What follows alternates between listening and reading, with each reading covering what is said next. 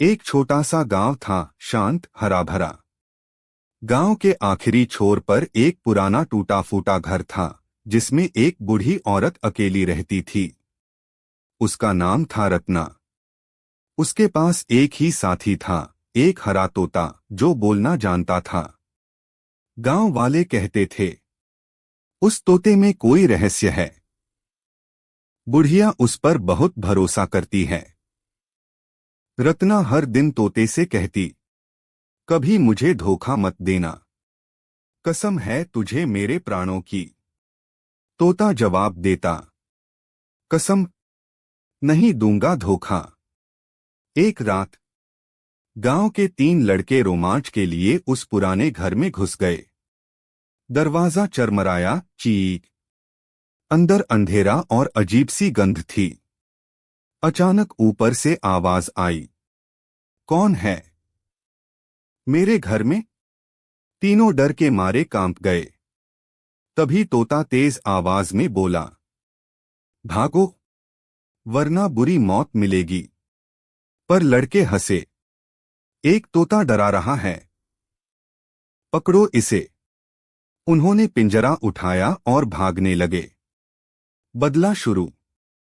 जैसे ही वे घर की चौखट पार करने लगे, पीछे से बुढ़िया की चीख गूंजी, रुको, वो तोता मेरा प्राण है।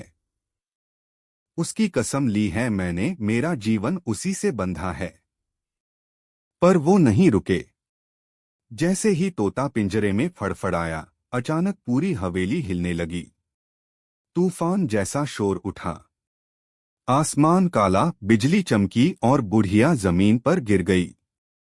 तोता चिल्ला रहा था, कसम कसम टूट गई, अब कोई नहीं बचेगा।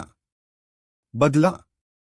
अचानक हवेली से धुआं उठा और बुढ़िया की आंखें लाल हो गईं। वो हवा में उठ गई और चीखी, मेरी कसम तोड़ी है, अब तुम्हारी जान मेरी। तीनों लड़के एक एक कर डर से बेहोश हो गए। तोता हवा में उड़कर बोला, अब वे कभी नहीं लौटेंगे। अगली सुबह लोगों को तीनों लड़के पुराने पेड़ के पास बेहोश मिले।